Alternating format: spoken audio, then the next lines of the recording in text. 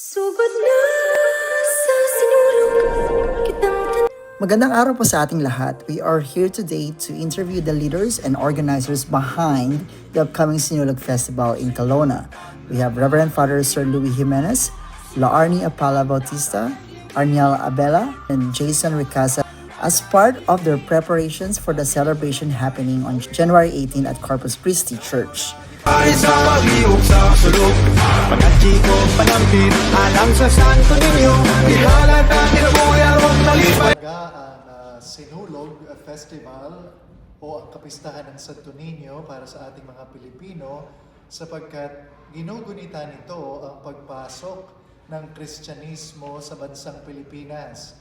At sa ganitong paraan ng pagdiriwang natin ng pista ng Santo Niño sa Sinulog ay ipinapahayag natin ang ating pananampalatayang Kristiyano at gayon din kung papaano tayo ay inaanyayahan ng Panginoon upang maging mga parang bata. Hindi isip bata, kundi parang bata na nag-o-open o nagbubukas ng ating mga puso at kalooban para sa paghahari ng Diyos. Para sa akin, ang mensahe ng Sinulog is tayo dapat hindi natin mawala ang karakteristik ng isang bata na a childlike characteristic like very trustful,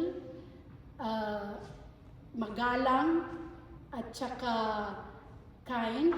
Yon ang dapat hindi natin makakalimutan na karakteristik na dinadala ng bata. Kaya nga sineselebrate natin yung Sinulog dahil sa yung Santo Niño.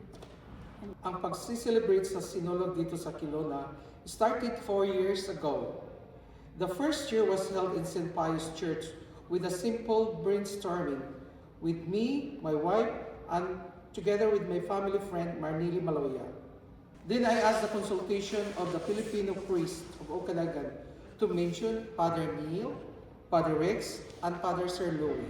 Sa totoo lang po, wala naman po pagkakaiba ang pagdiriwang ng selebrasyon ng dakilang kapistahan ng Santo Niño ngayong taon.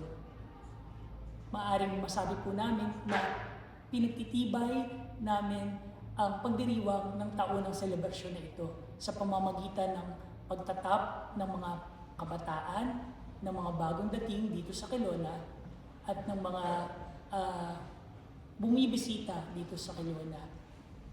Ini-encourage namin sila na makasama sa pagdiriwang nito. So mahalaga itong kapistahan na ito para sa ating cultural awareness din, para sa ganon makita ng ating mga kabataang Pilipino, lalong-lalo na dito sa ibang bansa, na ang ating pananampalataya ay buhay at ang pananampalatayang ito ay naaayon sa ating Kristyanismong pagsang-ayon sa pananampalataya kay Kristo. Salamat po. Sinulog is a meaningful cultural and religious celebration dedicated to the Santo Niño or the Child Jesus, who symbolizes faith, hope, and gratitude for the Filipino people. Through the Holy Mass, traditional dances, music, and community gatherings, Sinulog reflects the deep devotion and strong sense of unity within the Filipino community, even while living far from our homeland.